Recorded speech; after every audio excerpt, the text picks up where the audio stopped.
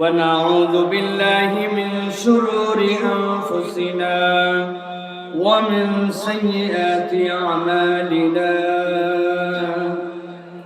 من يهد الله فلا مضل له ومن يضلل فلا هادي له وأشهد أن لا إله إلا الله وحده لا شريك له وأشهد أن سيدنا وحبيبنا وطبيب قلوبنا محمد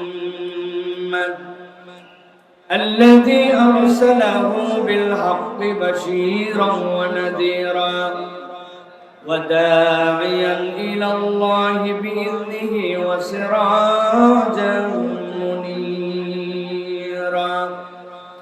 فقد قال الله سبحانه وتعالى في كلامه المجيد وفي فرقان الحميد أعوذ بالله من الشيطان الرجيم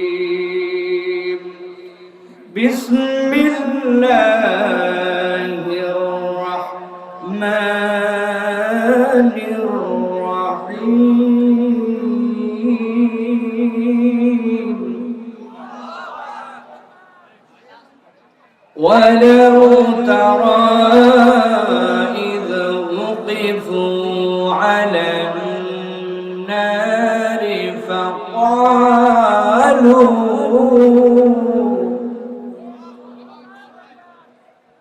فقالوا يا ليتنا نرد ولا نكذب بآيات ربنا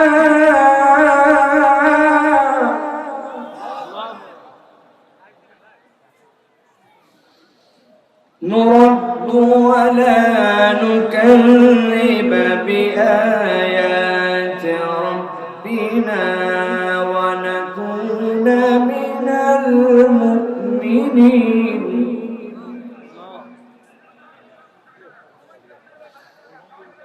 وقال الله سبحانه وتعالى آمرا ومخبرا إن الله وملائكته يصلون على النبي يا أيها الذين آمنوا صلوا عليه وسلموا تسليما اللهم صل على محمد وعلى آل محمد كما صليت على إبراهيم وعلى آل إبراهيم إنك حميد مجيد اللهم بارك على محمد وعلى آل محمد كما باركت على إبراهيم وعلى آل إبراهيم إنك حميد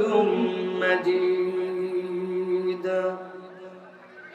আলহামদুলিল্লাহ আল্লাহ রাব্বুল আলামিনের কাছে শুকরগুজার হচ্ছি যে আল্লাহ রাব্বুল আলামিন আজকে আমাদেরকে এই ধামুরা হাই স্কুল মাঠ প্রাঙ্গণে বাৎসরিক তাফসীরুল কোরআন মাহফিলে সুস্থ রেখে আল্লাহ রাব্বুল আলামিন তার দ্বীনের কথা শোনার জন্য আসার বসার তৌফিক যোগ্যতা সুস্থতা মন মানসিকতা পরিবেশ পরিস্থিতি দান করলেন সে আল্লাহ রাব্বুল আলামিনের কাছে সর্বাগ্রে আমরা কালিমাতুশ শুকর আদায় করি সকলে আনন্দ চিত্তে বুলন্দ আওয়াজে আল্লাহ রাব্বুল আলামিনকে খুশি করার জন্য পড়ছি আলহামদুলিল্লাহ দরুদ এবং সালাম বর্ষিত হোক মানবতার মহান মুক্তির দূত আকায়ে নামদার তাজেদারে মদিনা আপনার আমার প্রিয় রাসূল জনাবে মুহাম্মদুর রাসূলুল্লাহ সাল্লাল্লাহু আলাইহি ওয়াসাল্লামের প্রতি আজকের এই মোবারক মজলিসের সম্মানিত সুযোগ্য সভাপতি সম্মানিত উপস্থিতি বিশেষ করে আজকে যার ভালোবাসায় এবং যার নিমন্ত্রণে মূলত আমি এবং শেখ আহমদুল্লাহ আজকে এখানে আসতে আমরা বাধ্য হয়েছি। তিনি হচ্ছেন আপনাদের এই গ্রামেরই কৃতি সন্তান, একই সাথে তার আরো অনেকগুলি পরিচয় আছে। ইসলামী বিশ্ববিদ্যালয়ের একজন মেধাবী ছাত্র এবং বাংলাদেশের একজন যুগ শ্রেষ্ঠ আলেম ছিলেন শেখ ডক্টর খন্দকার আনম আব্দুল্লাহ জাহাঙ্গীর রহিমাহুল্লাহর সুযোগ্য বড় জামাতা, শহীদ পুলিশ স্মৃতি কলেজের সম্মানিত সহকারী অধ্যাপক ডক্টর মোহাম্মদ হাবিবুল্লাহ খন্দকার হাফিজাহুল্লাহ ওয়া। তিনি কেবল আমাদের ভাই নন, তিনি আমাদের অত্যন্ত আপন। মূলত তার কথাই আজকের এই আয়োজনে আমার এবং শেখ আহমদুল্লাহর আগমন। আলহামদুলিল্লাহ, শেখ আহমদুল্লাহ ইতিমধ্যে চলে আসছেন, ইনশাল্লাহ তিনি কথা বলবেন। মঞ্চ উপবিষ্ট আছেন এলাকার গণ্যমান্য বিভিন্ন পর্যায়ের ব্যক্তিবর্গ, ওলামায়ে হযরত, ফুজালায়ে এযাম। আমার সামনে উপবিষ্ট আছেন সম্মানিত মুরব্বিয়ানে কেরাম, সম্মানিত ইমাম, খতিব, বিভিন্ন পর্যায়ের শিক্ষকবৃন্দ, আমার প্রিয় মাদ্রাসা, স্কুল, কলেজ পড়ুয়া ছাত্র এবং আমার প্রিয় তরুণ কিশোরেরা, স্নেহের ছোটরা, আলাদা প্যান্ডেল থেকে শুনছেন মা এবং বোনেরা, সকলকে একবার সালাম দিয়েছি। আরো একবার আপনাদের কাছে দোয়া পাওয়া এবং করার আশায় সালাম নিবেদন করছি। আসসালামু আলাইকুম ওয়া রাহমাতুল্লাহ। আমাদের ভাইয়েরা কেমন আছেন আপনারা? ভালো আছেন আপনারা? আল্লাহ রাব্বুল আলামিন আমাদেরকেও ভালো রেখে আপনাদের কাছে কোরআনুল কারীম থেকে কিছু কথা বলার জন্য এই ময়দানে এসে আমাদেরকে হাজির হওয়ার তৌফিক দান করেছেন। এজন্য আমরা আল্লাহ রাব্বুল আলামিনের প্রতি খুশি। আমরা মন থেকে পড়ছি আলহামদুলিল্লাহ।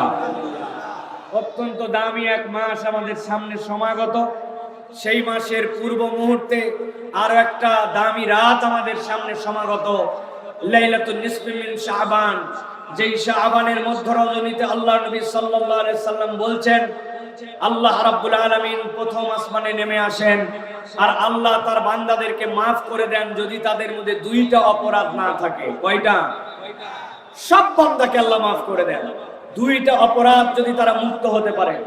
এর এক নম্বর, ওই ব্যক্তিরা যদি মুশরিক তথা শিরিকের অপরাধ থেকে মুক্ত হয়, আর দুই নম্বর হচ্ছে ওই মানুষগুলো যদি অন্তর থেকে হিংসা বিদ্বেষ মুক্ত হয়।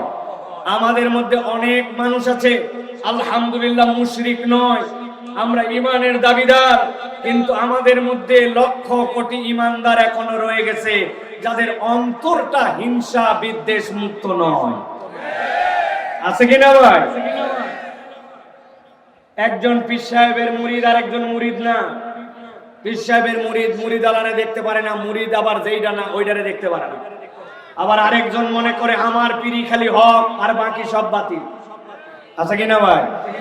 এরা কি অমুসলমানরা ভাবে না মুসলমান? আমার ওস্তাদ আব্দুল্লাহ জাহাঙ্গীর রহিমাহুল্লাহ বলতেন, বাংলাদেশের মানুষ প্রায় 99% একটা মতে একমত। কি সেইটা? বলে 99% একমত যে সবাই জাহান্নামে যাবে। বলে স্যার এটা আবার কেমনি, কি আপনি কোত্থেকে এই প্রেডিকশন দিলেন? বলে দেখো না, ও বলে আমার পীর হক, আমরাই জান্নাতি দল, বাকি সব। বললাম না, ওরা আবার বলে আমরাই হক বাকি সব। এখন সবাই মিলে তো বাকি সব বাকি সবের তালিকায় ফেলছে, ফালায় তো সবাই মিলে একটা সিদ্ধান্তে আসছে যে জান্নাতে কয়েকজন গেল, বাকি সব জাহান্নামী, তাই না?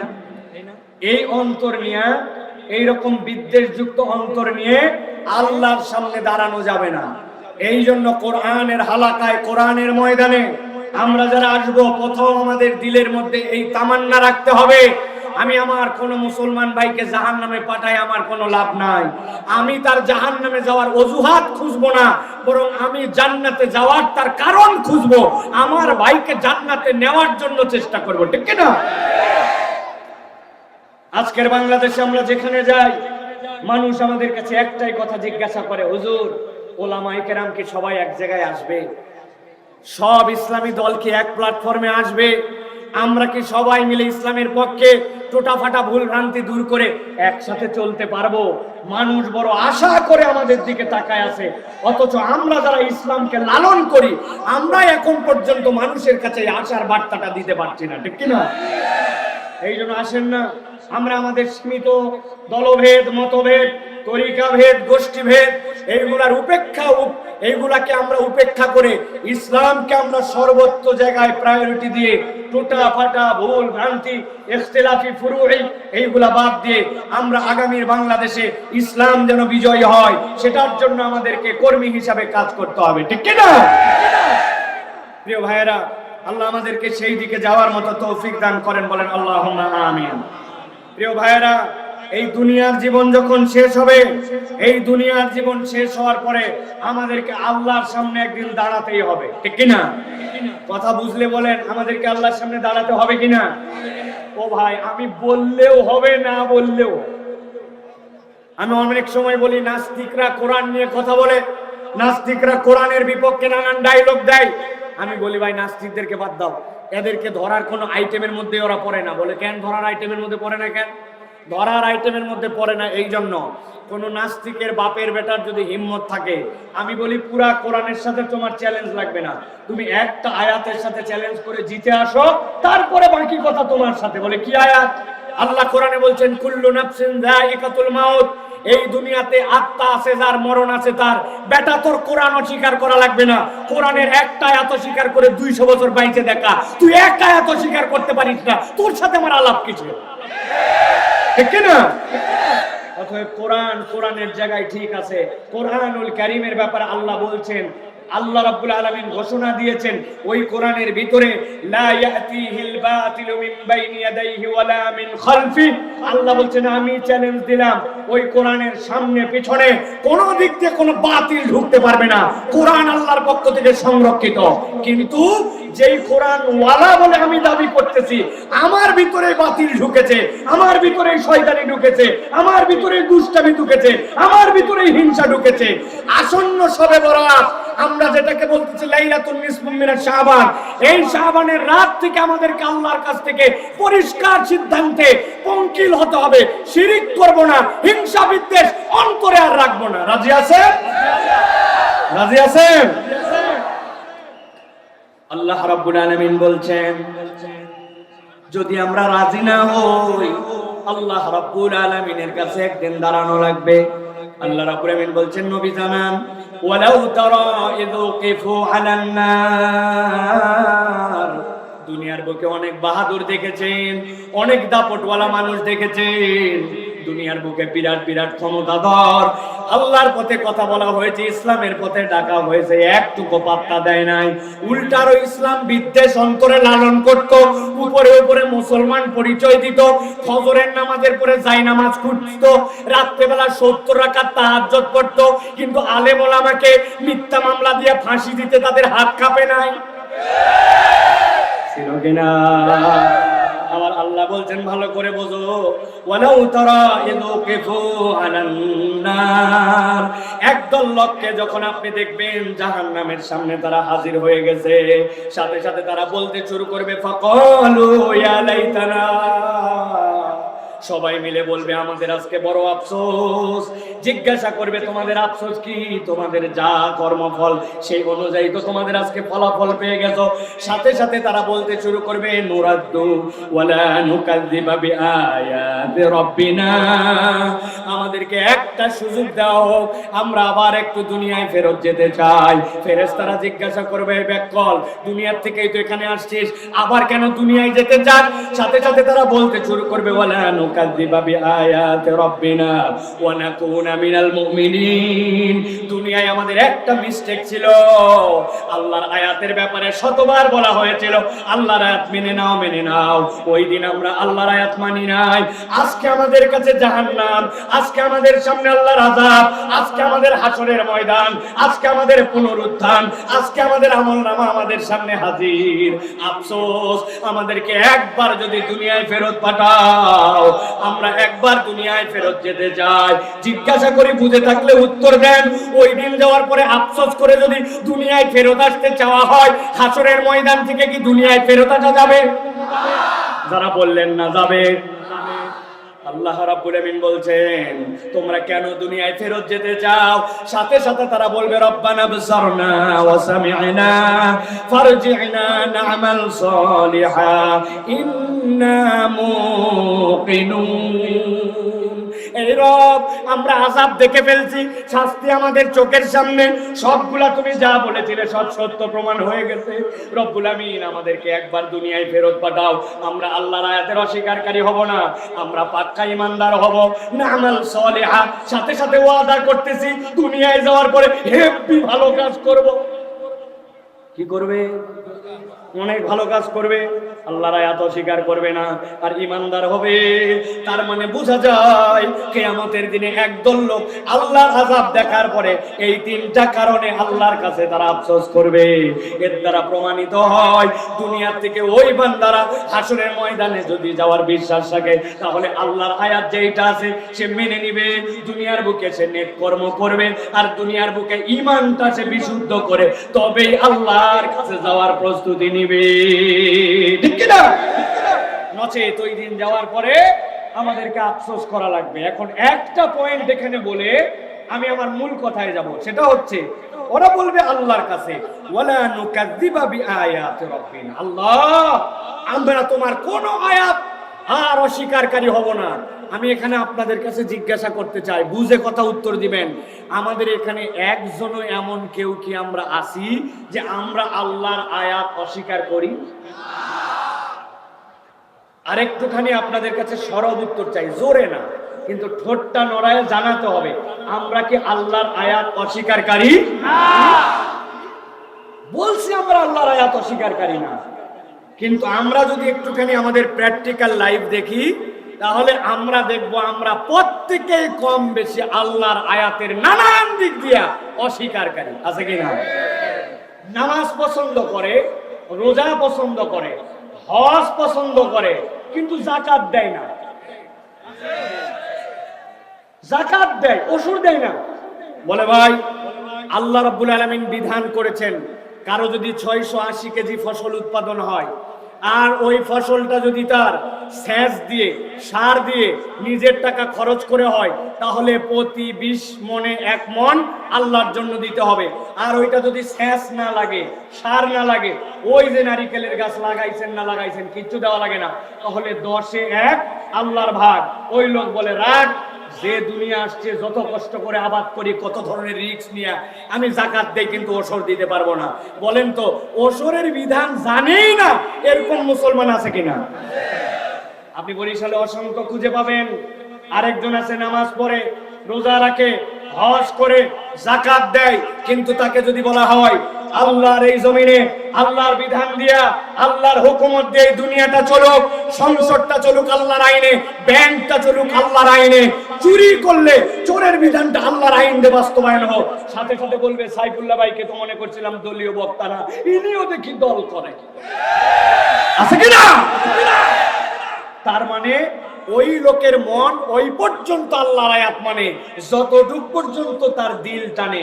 আল্লাহ এই জন্য বলছেন হাসরের দিনে যাওয়ার পরে বড় গলায় বলে আসছিলে আল্লাহ তোমার আয়াতে বিশ্বাস করে, কিন্তু তোমার ঈমান পূর্ণ হয় নাই। ওই ঈমান পূর্ণ না হওয়ার জন্য বলবে ওয়ালা নুকাযযিবা বিআয়াতি রাব্বিনা, আল্লাহ দুনিয়ায় ফেরত পাঠাও, এবার যাওয়ার পরে আর উল্টাপাল্টা করব না। কিন্তু ওই দিন আর দুনিয়ায় আসার সুযোগ থাকবে। আবার এক শ্রেণীর লোক আছে, নামাজ পছন্দ আছে, রোজা পছন্দ আছে, হজ পছন্দ আছে, কিন্তু যেই না জিহাদের কথা বলা হবে সাথে সাথে বলবে জিহাদ মানে জঙ্গিবাদ, জিহাদ মানে বাড়াবাড়ি। আরে রাখো, এটা 1450 বছর আগে ছিল জিহাদ, এখন আর জিহাদ টিহাদ লাগে না। কি বলে? ভালো করে বুঝবেন, এইগুলোর নাম ঈমান। এই ঈমান যদি আমার পূর্ণ না হয়, তাহলে আল্লাহর বিধানে আপনার ঈমান আনা হয় না। ঠিক কিনা? এই জন্য প্রিয় ভাইরা, আজকে আমি নিয়ত করেছি আপনাদের কাছে অত্যন্ত গুরুত্বপূর্ণ একটা বিষয়ে আমি শায়েখ আহমদুল্লাহ হাফিজাহুল্লাহ আসার আগ পর্যন্ত আপনাদের কাছে কথা বলতে চাই, যদি আপনারা শুনতে চান। রাজি আছেন আপনারা? আছেন ইনশাআল্লাহ? তবে আপনারা এখন যারা আছেন, আপনাদের একটা অপশন আছে। মুরব্বী যারা আছেন, আপনারা আপাতত চা পান খাওয়ার জন্য আপনারা ব্রেক নিতে পারেন। 40-এর উপরে যারা, আপনারা চলে যেতে পারেন, যখন শায়েক আসবে তখন আসতে পারেন। কেননা আমার কোন শ্রোতা বুড়া শ্রোতা না, আমার শ্রোতা হচ্ছে ইয়াং যারা, এরা হচ্ছে আমার শ্রোতা। মুরব্বীরা আমার শ্রোতা না। আপনারা যদি থাকেন ভালো, না থাকলে কোনো সমস্যা নাই। কারণ আপনারা জীবনে এত ওয়াজ শুনছেন, এত ওয়াজ আমরা করতেই পারিনি এখনো, ঠিক কিনা? বরিশাল অঞ্চলে যত ওয়াজ আমাদের চাচারা শুনেছে, সুবহান, এমন বড় বড় আউলিয়ায়ে কেরামকে তারা দেখেছে। আপনারা ফুরফুরার আব্দুল হাই সিদ্দিকী রহমতুল্লাহ আলাইহিকে অনেকে দেখেছেন, কাইমুজ্জামান রহমতুল্লাহ আলাইহিকে দেখেছেন, অনেকে আবুল আনসার আব্দুল কাহার সিদ্দিকী রহমতুল্লাহ আলাইহিকে দেখেছেন, চরমনায়ের মরহুম ফজলুল করিম রহমতুল্লাহ আলাইহিকে আপনারা দেখেছেন, শর্ষিনার আমাদের খালুজান ইন্তেকাল করলেন মুহিবুল্লাহ সাহেব রহমতুল্লাহ আলাইহি, তাকে আপনারা দেখছেন না ভাই? তাহলে কত বড় বড় আপনারা লোকজনকে দেখছেন, আলহামদুলিল্লাহ। কিন্তু আমাদের ইয়াংরা এখন ওয়াজ শুনতে চায়, কিন্তু দিলের মধ্যে ওয়াজ নিতে চায় না, ঠিক কি না? এজন্য আমি আজকে ইয়াংদের জন্য কিছু কথা বলতে চাই। রাজি আছেন তো আপনারা? কারা কারা আছেন দেখি হাত দুটো তোলেন, শক্ত করে হাত তোলেন। থামেন, আপনারা থামেন, হাত সোজা করেন, সময় কিন্তু সংক্ষেপ। আচ্ছা, হাত নামান। লাস্ট একবার হাত তোলাবো, তবে সবাই হাত তুলবেন না মেহেরবানি করে। যাদের হাতের মধ্যে মোবাইলের সমস্যা নেই, গিরিজ যাদের ঠিক আছে, এই জায়গার ব্রেক ওয়েল আছে না অনেকে, এইগুলো যদি ডিস্টার্ব না থাকে, মোবাইল ঠিক, গিরিজ ঠিক, ব্রেক ওয়েল ঠিক, হাত ঠিক, ইনারা খালি হাত তুলবেন। আর যাদের প্রবলেম হয়ে গেছে তাদের হাত তোলা দরকার নেই। কারণ অনেক লোক আছে যতই হাত সোজা করতে বলেন উনি এরকম করে, হাত ওঠে না, এরকম করে, আছে না? যাদের সমস্যা নাই তারা সমস্যারে একসাথে দুটো হাত উঁচু করেন। শব্দ করছেন? সোজা করে টান দেন। এবার পেছন দিকে একটু টানা দেন। দেখেন এবার ডানে বামে তাকায়, কারা হাত উঠাতে পারে না চেহারাগুলা দেখে নেন। সোজা হয়েছে হাত, এবার একটু বামে দেন, হ্যাঁ ডানে দেন, এবার একটু ডানে, মাশাআল্লাহ। এবার সামনে দেন, একটু সামনে দেন, হাত সোজা করেন, এবার শক্ত করেন, শক্ত। সোজা করছেন সবাই? সোজা হয়েছে। এবার গলাটা একটু পরিষ্কার দেন, ভালো করে দেন, বুঝছেন? এবার হাত সোজা করেন, বুক বরাবর নেন, এই বরাবর, বুঝছেন? নামায় নেন, হাত নামায় নেন, বুক বরাবর নেন। হালকা একটু ইকোটা কমাও, হালকা, বেশি বাড়ি খাচ্ছে। হাত শক্ত করছেন সবাই পর্যন্ত? এবার আমরা একটু আকাশ বাতাস মুখরিত করে একটা তাকবীর দিতে চাই, পারবেন ইনশাআল্লাহ? এই মাঠের ইতিহাসে এবং আপনার জীবনে এইরকম শব্দ করে তাকবীর দেন নাই, এরকম একটা তাকবীর দিতে পারবেন ইনশাআল্লাহ? যারা পারবেন তারা বলেন আল্লাহুম্মা আমিন। যারা পারবেন না, যতই বলা হোক পারবেন না, তারা বলেন আল্লাহুম্মা আমিন। আহারে, সব দিকেই লোক আছে, বোঝে নাই মনে হয়, তাই না? রেডি হয়েছেন সবাই? আমি যখন বলবো লিল্লাহে তাকবীর, তখন হাত দুটো উপর দিকে ছুঁড়ে দিয়ে বলবেন আল্লাহু আকবার। পারবেন ইনশাআল্লাহ? পারবেন ইনশাআল্লাহ? দেখে একটা তাকবীর দেন, লিল্লাহে তাকবীর, লিল্লাহে তাকবীর, আল কোরআনের আলো, আল হাদিসের আলো, তোমার নেতা আমার নেতা, তোমার নেতা আমার নেতা, আলেম ওলামা যেখানে, আল্লাহর আইন যেখানে, লিল্লাহে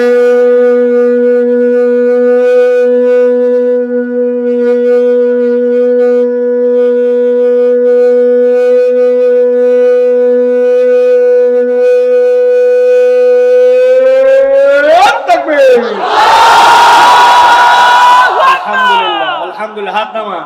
শয়তান আছে? আর আছে? এই তাকবীরে যারা শরীক হতে পারলো না, আগামী 1 বছর ওদেরকে আফসোস করা লাগবে, ঠিক কি না? আগামীর বাংলাদেশ ইনশাআল্লাহ আলেম ওলামার বাংলাদেশ, আগামীর বাংলাদেশ ইনশাআল্লাহ কোরআনের বাংলাদেশ, আগামীর বাংলাদেশ তরুণ যুবকদের বাংলাদেশ, আগামীর বাংলাদেশ বৈষম্যহীন বাংলাদেশ, আগামীর বাংলাদেশ ভারতীয় আধিপত্যবাদকে থাপ্পড় মারার বাংলাদেশ। ওই বাংলাদেশে আল্লাহু আকবারের পক্ষে যারা, তাদের পক্ষে আমরা, ঠিক কি না? হিসাব যেন মনে থাকে, মনে থাকবে তো? আল্লাহ আমাদেরকে কবুল করুন, আল্লাহুম্মা আমিন। প্রিয় ভাইরা, আমরা আজকে আমরা সংক্ষিপ্ত সময়ে কোরআনুল কারীম থেকে আমরা একটা প্রসঙ্গে আপনাদের কাছে কথা শুনতে চাই, এবং আপনাদের কাছ থেকে সেই কথা উত্তরের আলোকে আমরা কিছু কথা বলতে চাই। সেটি হচ্ছে এই কোরআনুল কারীমের সাথে সম্পৃক্ত হওয়া, কোরআনের সাথে আমাদের জড়িত হওয়া, কোরআন আমাদের জীবনের সাথে সম্পৃক্ত করা। একসাথে এক ঠোঁটে সবাই বলেন, কোরআনের সাথে সম্পৃক্ত হওয়ার আমাদের জীবনে প্রয়োজন আছে না নাই? আছে, আমরা সকলেই জানি। কিন্তু যদি জিজ্ঞাসা করা হয়, ভাই কোরআনের সাথে সম্পৃক্ত হওয়ার আসলে প্রয়োজন কি, কোরআন হাদিসের দলিল অনুযায়ী আপনার প্রয়োজনটা কি বলেন, তখন আমরা প্রপারলি এটার উত্তর দিতে পারি না। অনেক মুরব্বীরা বললেও আমাদের ইয়াংরা এটা হৃদয় থেকে ধারণ করে না। এই জন্য আমি আপনাদের কাছে আজকে সংক্ষিপ্ত সময়ে নির্ধারিত একটা প্রসঙ্গে কথা বলতে চাই। একটা মানুষের এই জীবনে কোরআনের সাথে সম্পৃক্ত হওয়ার সর্বনিম্ন কারণ হচ্ছে 5টা। কয়টা? একসাথে বলতে হবে, সর্বনিম্ন কোরআনের সাথে সম্পৃক্ত হওয়ার কারণ কয়টা? সব ভাই বলে নাই, এই জন্য সব হাতগুলা নিচে নামান, 5টা আঙ্গুল নিচে নামাবেন। আমি জিজ্ঞাসা করব কয়টা, একসাথে সমস্যারে উত্তর দিবেন 5টা। কোরআনের সাথে সম্পৃক্ত হওয়ার সর্বনিম্ন কারণ কয়টা? আরেকবার শেষ সুযোগ দিলাম, হাত নামান। কোরআনের সাথে সম্পৃক্ত হওয়ার সর্বনিম্ন কারণ কয়টা? মাশাআল্লাহ। এখন আমরা ধারাবাহিকভাবে একটা একটা করে দলিলের আলোকে শুনবো এবং ওই অনুযায়ী আমাদের জীবনে ওইটাকে আমল করার নিয়ত করব। বলেন আল্লাহুম্মা আমিন। প্রিয় ভাইরা, আল্লাহ রাব্বুল আলামিন কুরআনুল কারীমের মধ্যে বলছেন, মানব যাকে আমি আল্লাহ দুনিয়ার বুকে সৃষ্টি করলাম, ওই মানুষটা আল্লাহ রাব্বুল আলামিনের এমন এক সৃষ্টি, অন্য সৃষ্টির সাথে যার তুলনা নাই। বলবেন হুজুর এটা জানা কথা, কিন্তু এই জানা কথার ভিন্ন একটা ডাইমেনশন আছে।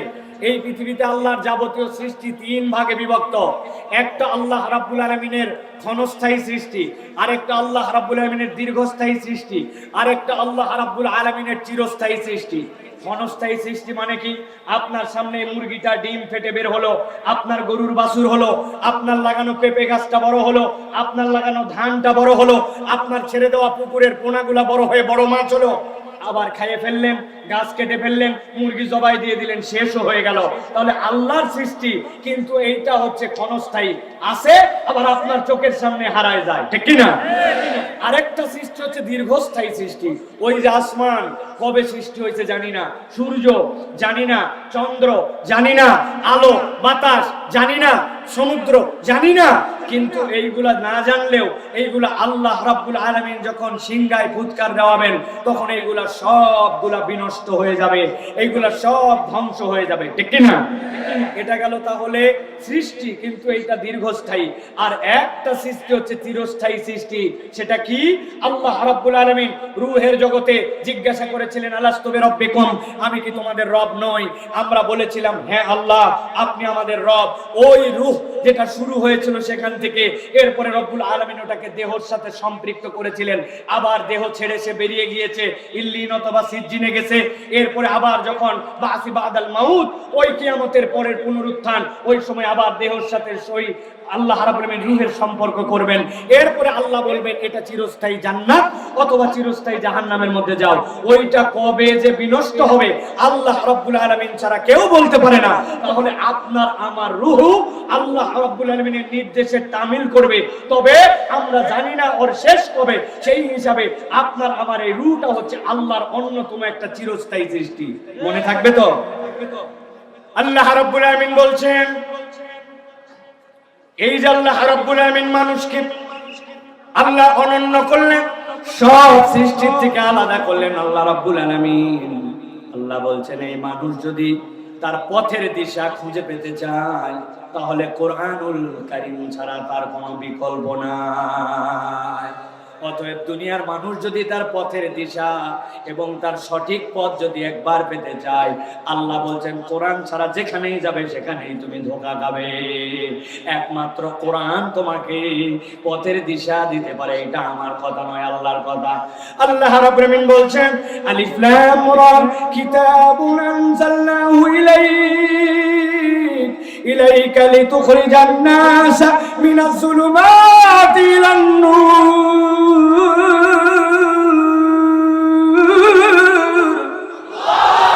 আল্লাহ বলছেন দুনিয়ার মানুষ ভালো করে খেয়াল করো, আল্লাহ আল্লাহ কোরআনে 29টা সূরা, এই 29টা সূরার শুরুতে আল্লাহ আল হুরুফ আল মুকাত্তাআত ব্যবহার করেছেন।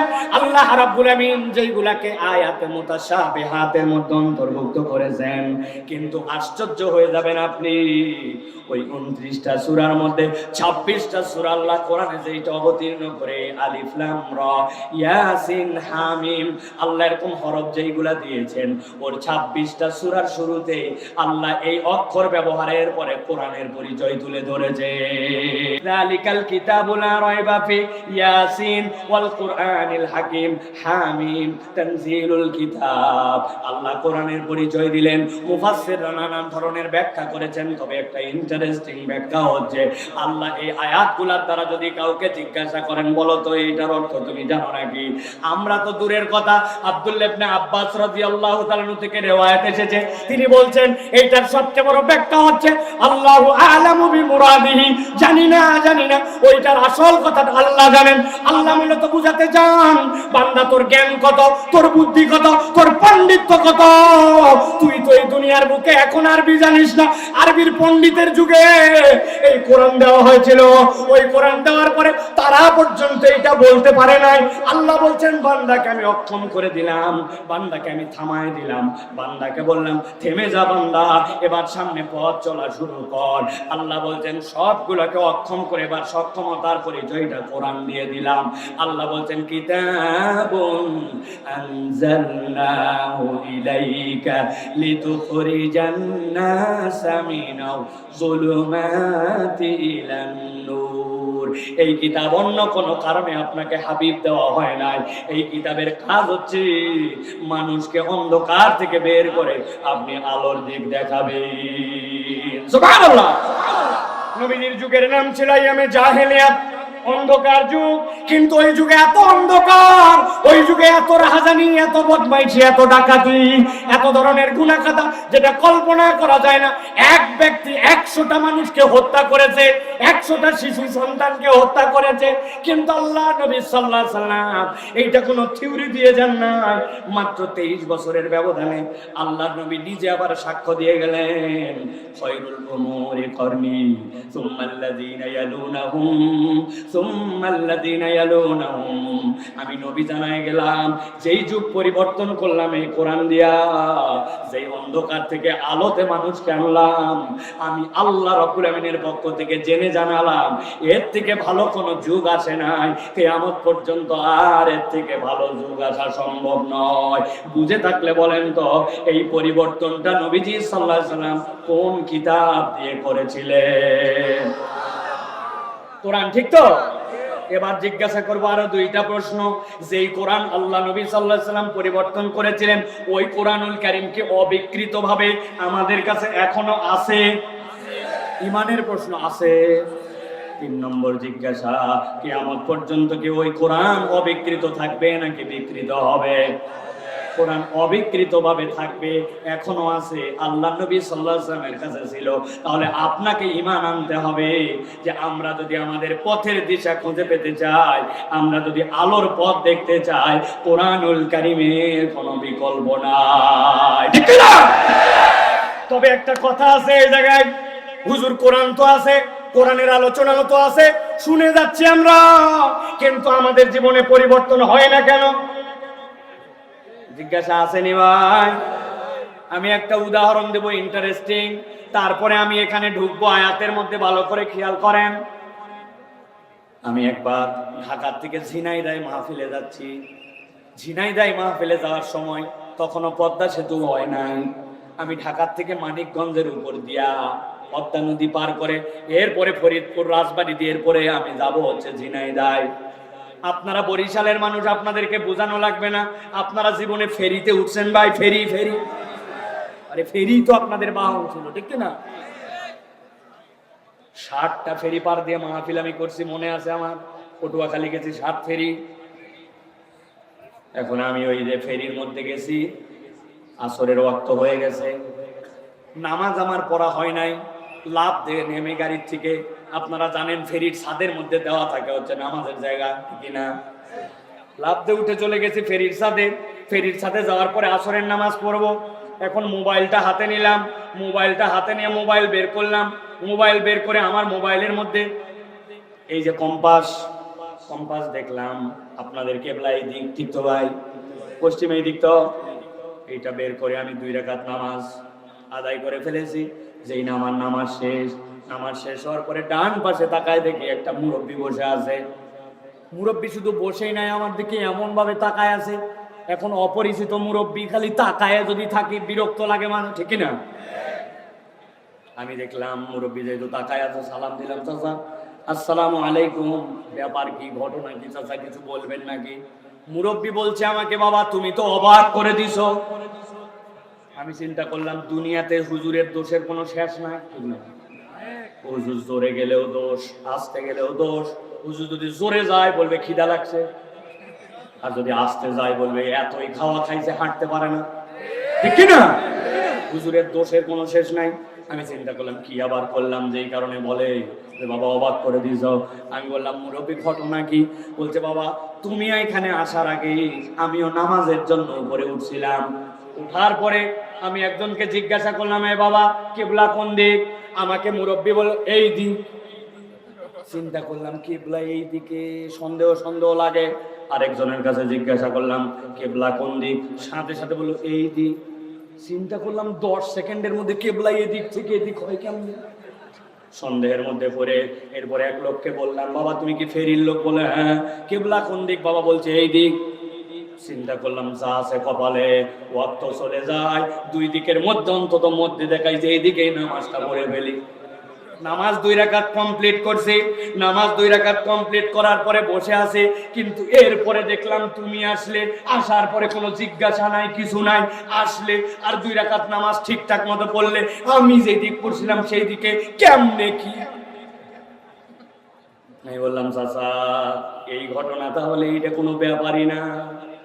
মোবাইলের মধ্যে কম্পাস আছে, কম্পাসের ধর্ম উত্তর দক্ষিণ থাকা, আর উত্তর দক্ষিণের বিপরীত হচ্ছে পূর্ব পশ্চিম। আমরা খানায় কাবার থেকে পূর্ব দিকে, এই জন্য আমরা পশ্চিম দিকে মুখ ফিরাই। আসলে আমাদের কেবলা পশ্চিম নয়, আমাদের কেবলা কাবা, কিন্তু দিকটা হচ্ছে কেবলার আমাদের দেশ থেকে পশ্চিম। ওইটা দেখে আমি আমার নামাজ ঠিক করে ফেলছি। মুরব্বী বলতেছে আশ্চর্য ব্যাপার বাবা, আমিও তো সারা দেশ সফর করে বেড়াই, আমাকে কি ওইটা একটু ম্যানেজ করে ঠিকঠাক করে দেওয়া যাবে নাকি? আমি চিন্তা করলাম সওয়াব কামানোর একটা চান্স পাইছে, আদাল্লু আলাল খায়রি কাফাইলিহি। আমি যদি একবার ওই লোককে ইনস্টল করে ওইটা উঠায় দেই তাইলেই তো আমি সওয়াব পাবো। মুরব্বী নামাজ পড়বে, আমি সওয়াব।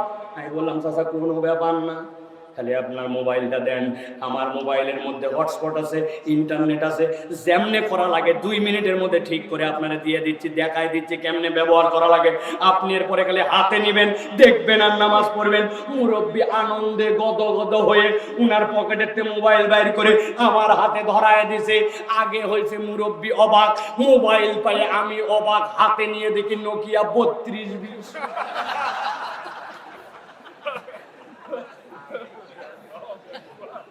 এবার একটু বুঝে থাকলে বলেন, আপনারা যারা হাসছেন, নোকিয়া 3220 মোবাইল, বাটন। ওই বাটন মোবাইল আমার হাতে দিছে। ওই বাটন মোবাইলে কি ভাই গুগল প্লে স্টোর আছে? কথা বললেন না আছে? ওর মধ্যে কি কোনো অ্যাপস ইনস্টল করা যাবে? ভালো করে বোঝেন, এমনি এমনি উদাহরণ দেই নাই। আল্লাহ বলছেন এই কোরআন হচ্ছে তোমার জন্য পথের দিশা, কিন্তু কাজ করে না কেন? আল্লাহ বলছেন ইয়াহদি বিহিল্লাহু মান ইত্তাবা রিদওয়ানাহু সুবুলাস সালাম ওয়া ইখরিজুহুম মিনাজ যুলুমাতি ইলান নূর। রাস্তা তোমার সামনে অনেকগুলা থাকবে, কিন্তু তোমাকে স্বপ্রণোদিত হয়ে সিদ্ধান্ত নিতে হবে।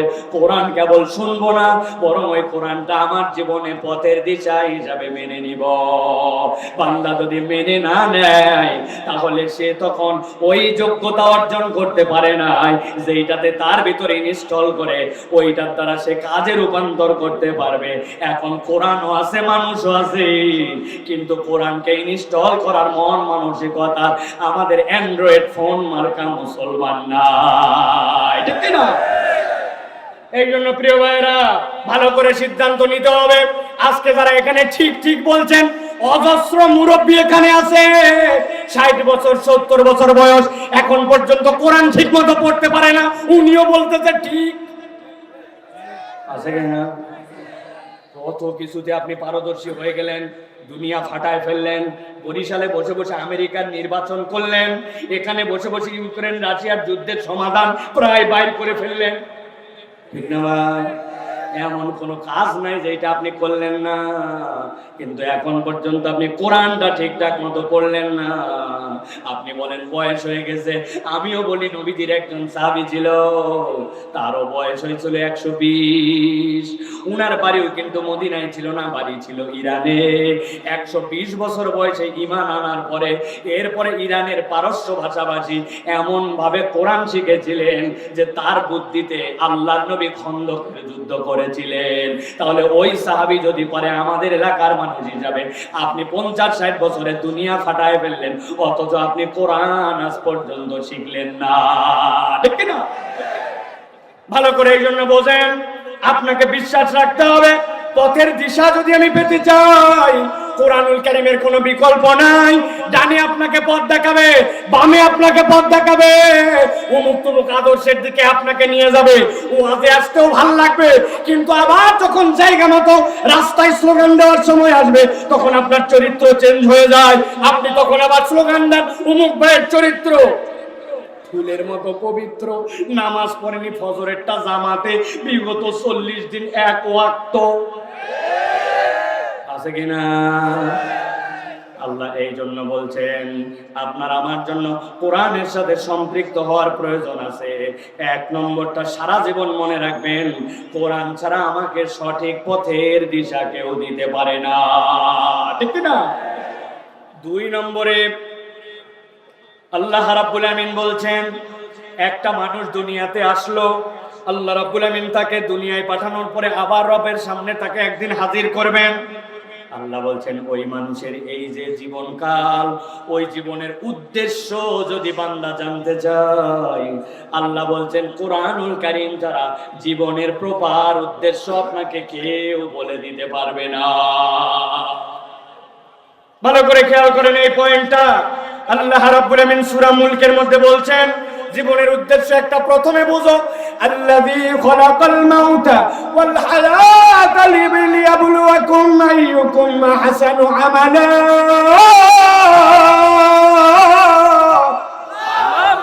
আল্লাহ বলছেন দুনিয়ার মানুষ আগে বুঝো এটার মানে কি বলছে আমি আল্লাহ।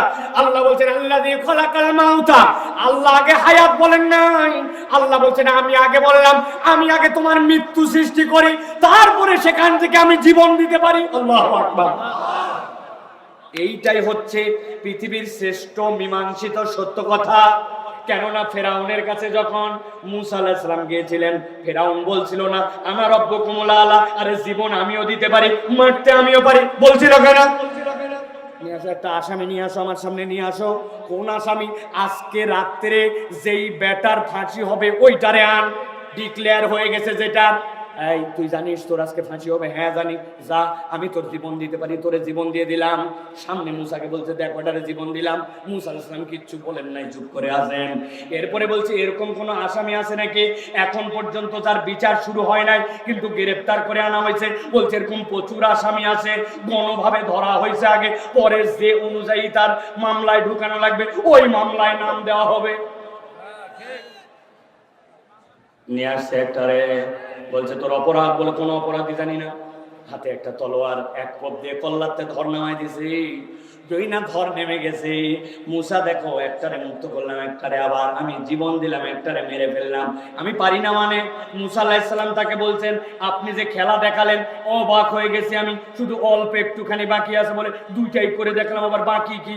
বলে বাকিটাও বেশি দূরে না, একটারে তো জীবন দিলাম দেখলামই হাসতে হাসতে চলে গেছে, আরেকটা তো আমার সামনেই মারলেন, তবে যেইটারে মারলেন ওইটা ধর আর কল্লা তো আপনার সামনেই পড়ে আছে, ওইটা খালি একটু জোড়া লাগায় আপনাকে একটু রব বলে ডাকতে বলেন। বেশি বেশি কথা বলে আছে না? যখন যুক্তিতে পারে না তখন বেশি বেশি কথা বলে। হুজুরের সাথে যখন তার আর কুলায় না তখন হুজুরকে গন্ধ গন্ধ লাগে।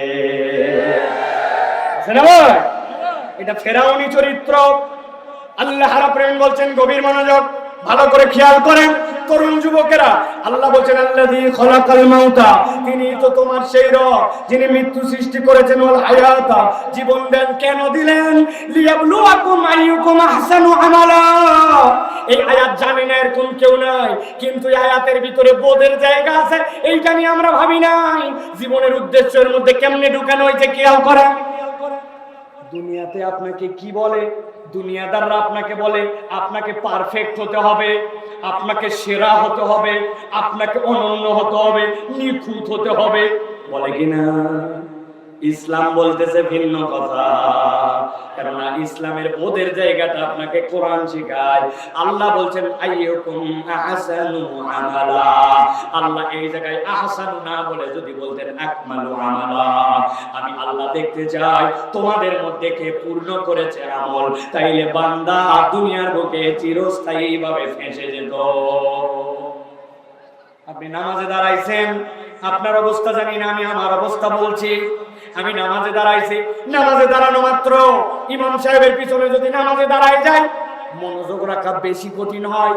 কেননা আমার তো কাজ কম, আমি তো অনুসরণ করতেছি, আমার মন মাঝে মাঝে চলে যাচ্ছে মাহফিল আর কত দূর আছে, যে ঠিকঠাক মতো ধরতে পারবো কিনা, গাড়ির গ্যাস তো লাল বাতি জ্বলে উঠছে, গ্যাসের স্টেশনে যাইতে পারবো কিনা, 6টার পরে গেলে তো গ্যাস বন্ধ হয়ে যাবে, নানান চিন্তা ভাবনা উকি ঝুঁকি দেয়। আবার টেনে টেনে মন নিয়ে আসা লাগে নামাজে।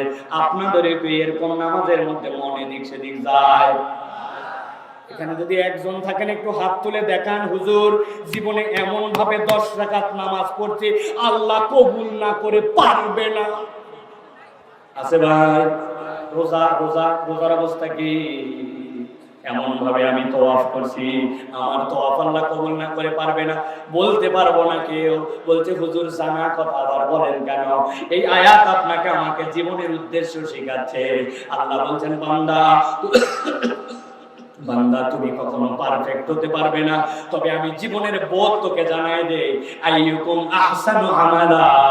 আমি কমপ্লিটনেস দেখতে চাই না, তবে আমি প্রচেষ্টাটা সর্বোচ্চ কে করেছে ওইটা দেখতে চাই। আমার বান্দার মন অন্যদিক চলে গেছিল, আবার মন টেনে নামাজে আনছে, আবার আমার বান্দার চোখ দিয়ে গুনাহ হয়েছিল, আমার বান্দা গুনাহতে দায়েম থাকে নাই, আবার ফেরত আসছে, ভালো পথে আসার জন্য চেষ্টা করছে। আল্লাহ বলছেন আল্লাহ তোকে পারফেকশনিস্ট হতে বলেন নাই, উত্তম প্রচেষ্টাকারী হতে বলেছেন। আপনাকে এই জীবনের বোধ কোরআন ছাড়া আর কেউ আপনাকে শিখায় না, ঠিক না? এই জন্য আল্লাহ রাব্বুল আলামিন বলছেন আইয়ুকুম আহসানু আমালা, আমি দেখতে চাই তোমাদের মধ্যে উত্তম প্রচেষ্টাকারী কে। আপনি ছেড়ে দেন নাই, আপনি বাদ দিয়ে দেন নাই, আপনি একবারে চলে যান নাই। শয়তান যতবার গাফেল করছে আপনি ততবার আল্লাহর দিকে ফেরত আসছেন। আল্লাহ বলছে আপনি যদি এই প্রচেষ্টা করেন, আল্লাহর প্রচেষ্টাকে কবুল করে আপনার জন্য জান্নাতে যাওয়ার রাস্তা সহজ করে দিবে।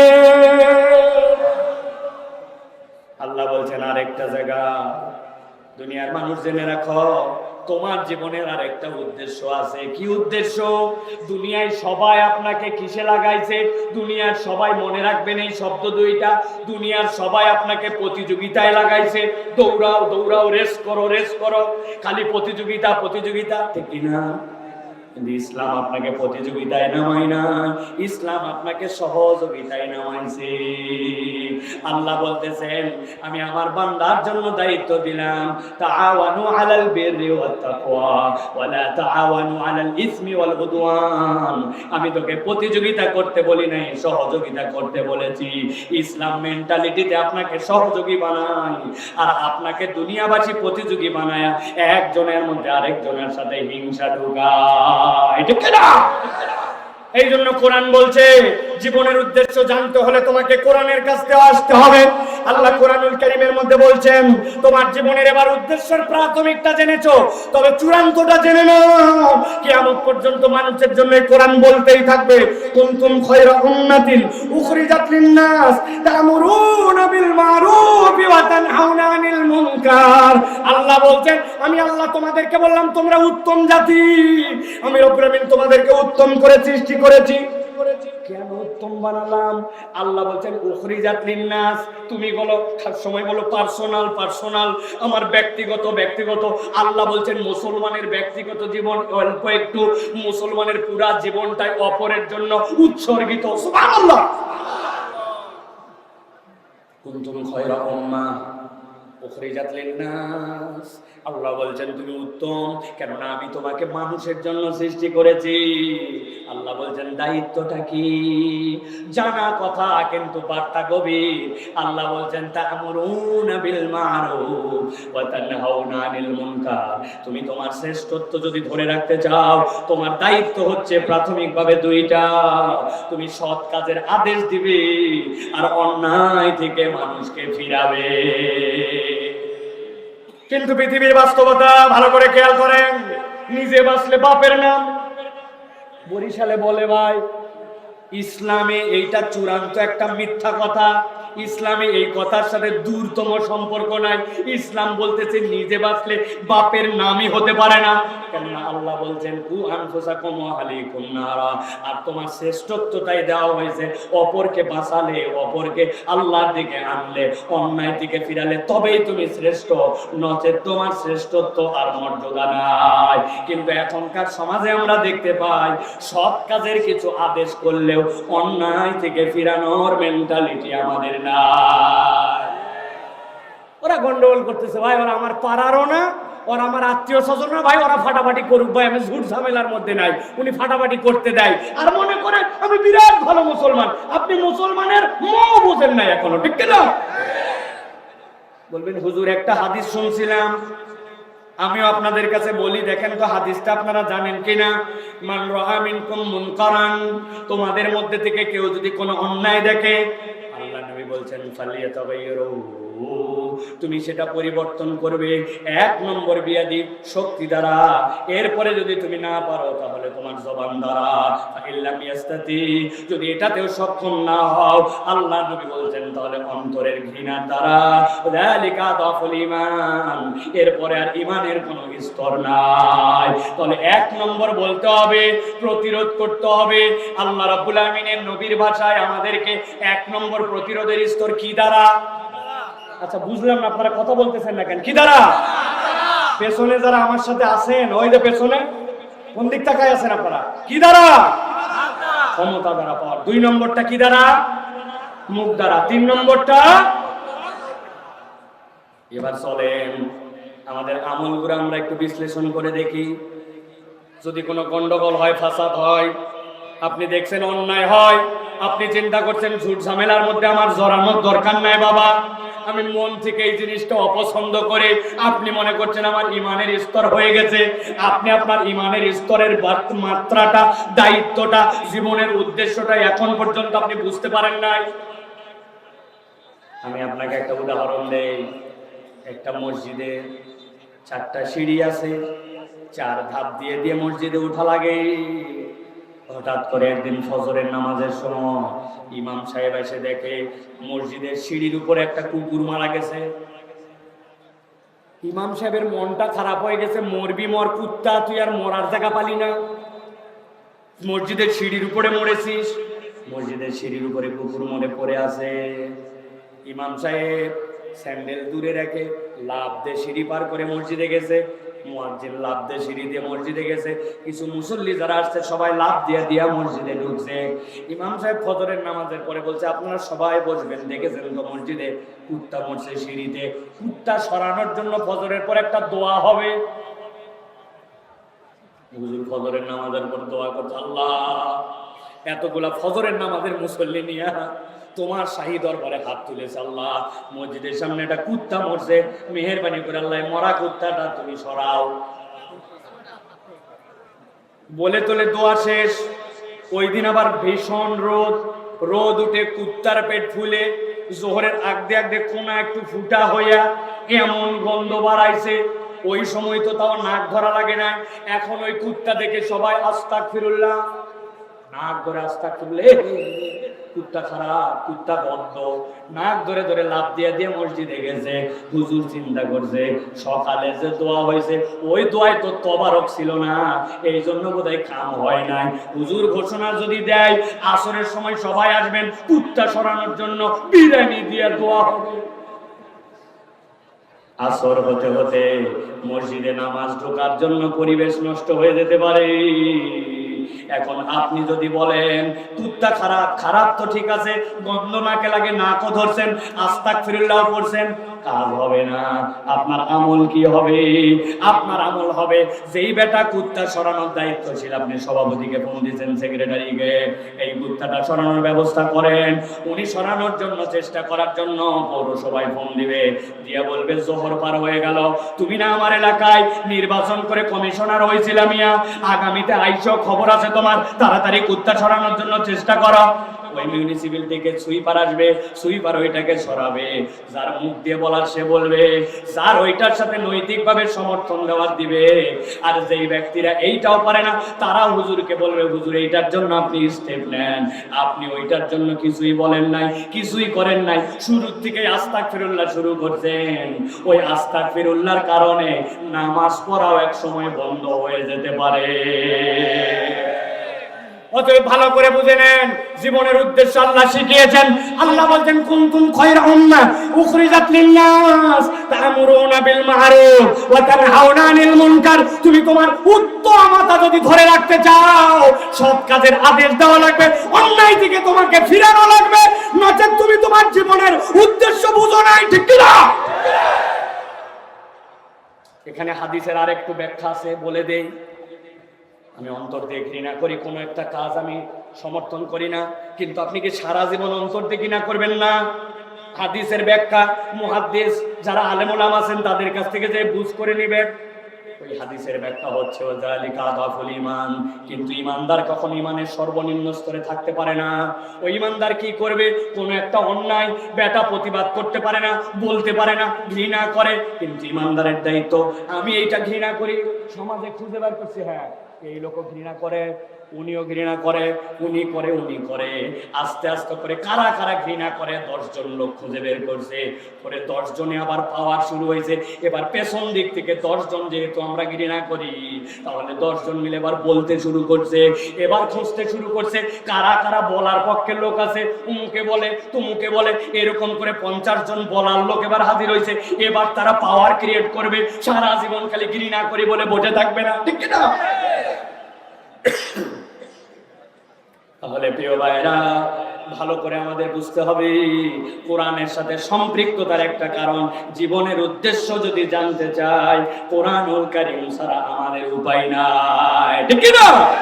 দুনিয়া মানুষ আপনাকে নানান কিছু বুঝ দিবে, কিন্তু কোরআন আপনাকে সঠিক বুঝটুকু দিবে যে তোমার ultimate destination of your life, তোমার জীবনের গন্তব্য কোথায়। তো ওই গন্তব্যে যদি তুমি সঠিকভাবে পৌঁছাতে চাও, তাহলে জীবনের উদ্দেশ্য তোমার জানতে হবে। আরে মিয়া, তুমি তোমার জীবনের উদ্দেশ্য বানাইছো কামাই করা, তুমি তোমার জীবনের উদ্দেশ্য বানাইছো খেলাধুলা, বিসিএস, না, এইগুলা জীবনের একটা পার্ট, কিন্তু জীবনের আসল উদ্দেশ্য হচ্ছে আল্লাহর সামনে দাঁড়ানোর মতো নিজেকে তৈরি করা। ঠিক কি না? অথবা এইটা আপনাকে কোরআন শিখাবে ভাই। কোরআন ছাড়া আপনি আদর্শ কারো কাছে পাবেন না। 3 নম্বরে আল্লাহ রাব্বুল আলামিন বলছেন, জীবনে যদি আপনি সততার অনুভব খুঁজে পেতে চান, কোরআনুল কারীম ছাড়া আপনার কোনো বিকল্প নাই। আল্লাহ কোরআনে বলছেন, আল্লাযীনা ইউমিনুনা বিল গায়ব ওয়া ইউকিমুনাস সালাতা ওয়া মিম্মা রাযাকনাহুম ইউনফিকুন।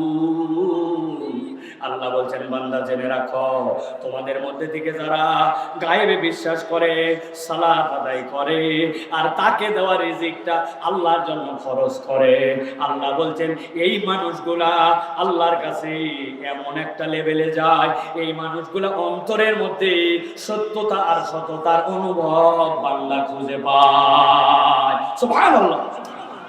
পরিচিত আয়াত, কিন্তু আয়াতে কারিমার মধ্যে আল্লাহ রাব্বুল আলামিন অনেকগুলা বার্তা ঢুকাইছেন, আমি সবগুলা বলতে পারবো না, ভালো করে খেয়াল করেন। আল্লাহ রাব্বুল আলামিন বলছেন, ওয়া মিম্মা রাযাকনাহুম ইউনফিকুন, আল্লাহ বলছেন ওয়া মিম্মা, যা কিছু আমি দিয়েছি, রাযাকনা, আমার পক্ষ থেকে রিজিক, হুম, তাদেরকে, ইউনফিকুন, তারা সেখান থেকে ব্যয় করে। তাহলে আল্লাহ রাব্বুল আলামিন নিজে ঘোষণা দিচ্ছেন তিনি আপনার আমার রিজিক দাতা। আল্লাহ বলছেন সেখান থেকে ব্যয় করে, যে সে অন্তরের মধ্যে এইটার মধ্যে সততার অনুভব পায়। কিন্তু আপনি আমি তো বলি আমার কামাই, আমার ক্ষেত, আমার সংসার, আমার উপার্জন। তাহলে আল্লাহ বলেন আমি যে রিজিক দিলাম, এই বোধের জায়গাটা আপনাকে কে শিখায়? নাই। আমি অনেক জায়গায় উদাহরণ দেই, আপনার কাছে ছোট্ট একটা উদাহরণ দেই। বরিশালের মানুষ বলেন তো ভাই, আমরা যে ধান লাগাই, ক্ষেত লাগাই, আপনাদের এলাকায় কি আপনারা ধান নিয়ে ক্ষেতের মধ্যে এরকম করে ছিটায় দেন আর আপনার এলাকায় ধান হয়ে যায়? কথা বলেন। কি করেন? ছোট্ট করে একটা বেড বানান, ওইটা নরম করেন, একটা শিকড়ও যেন না থাকে, সবগুলা উঠায় ফেলে নরম মাটি। এরপরে সবচেয়ে ভালো বীজ, ওই বীজগুলো আপনি জড়ো করেন, করার পরে ওইটাকে নেন, নেওয়ার পরে ওইটা আগের রাত্রে পানির মধ্যে ভিজায় রাখেন। এরপরে আপনি ওইটাকে বেডের মধ্যে ছিটায় দেন। ছিটায় দেওয়ার পরে জিজ্ঞাসা করি, বলেন ওই বীজ যেটা ছিটাইছেন ওইটার যেদিক সেদিক থেকে মাথা, আর যেদিক সেদিক থেকে কি ওইটার মধ্যে ট্যাগ গজায়? শাইখ আসছেন না? আলহামদুলিল্লাহ, লিল্লাহে তাকবীর, লিল্লাহে তাকবীর, লিল্লাহে তাকবীর। শেখ আহমদুল্লাহ হুজুরের আগমন, শুভেচ্ছার স্বাগত। আহলান সাহলান, আহলান সাহলান, জাসমাস মেহমান, আহলান সাহলান, জাসমাস মেহমান। শেখ আহমদুল্লাহ হুজুরের আগমন, শুভেচ্ছার স্বাগত। লিল্লাহে তাকবীর, আল্লাহু আকবার, লিল্লাহে তাকবীর, আল্লাহু আকবার। আজকের মাহফিল আল কোরআনের আলো, ঘরে ঘরে জালো, আল হাদিসের আলো, ঘরে ঘরে জালো। ধামরাবাসীর পক্ষ থেকে গোলাপ শুভেচ্ছা, বাজার কমিটির পক্ষ থেকে গোলাপ শুভেচ্ছা, মাহফিল কমিটির পক্ষ থেকে গোলাপ শুভেচ্ছা।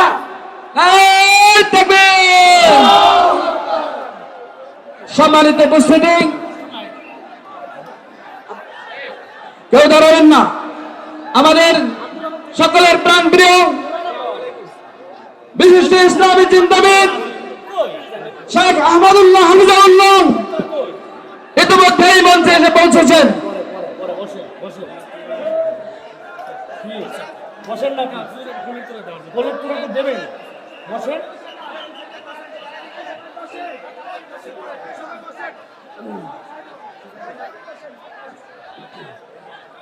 আলহামদুলিল্লাহ বলেন, জোরে বলেন আলহামদুলিল্লাহ। আলহামদুলিল্লাহ, আমাদের শেখ আমাদের মাঝে চলে আসছেন। আপনারা খুশি তো ভাই? খুশিতে এখন কি করবেন আপনারা? কথা শুনবেন না বিশৃঙ্খলা করবেন? বলেন। মাহফিল ঠিক করতে যদি বক্তার এত এফোর্ট দিতে হয়, মাইকের অবস্থা যেরকম, গলার অবস্থা যেরকম, স্টেজে যেরকম হাজার হাজার মানুষ, সামনে হাজার হাজার মানুষ, এইগুলাতে যদি বক্তারে এত পরিশ্রম করতে হয়, তাহলে তার ওয়াজ করা যাবে না। প্রিয় ভাইয়েরা, আলহামদুলিল্লাহ, আমার কথা শেষ।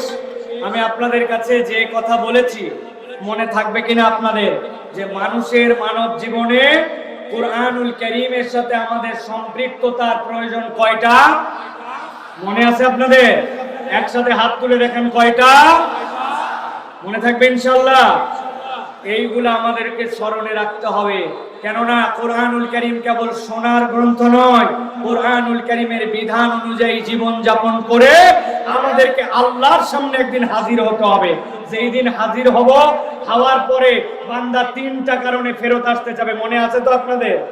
এক নম্বর বলেছি আল্লাহর আয়াত অস্বীকার করবে, দুই নম্বর বলেছি ওই দিনে বলবে আমরা ইমানদার হব, আর তিন নম্বর বলেছে আল্লাহ আমরা ভালো কাজ করব।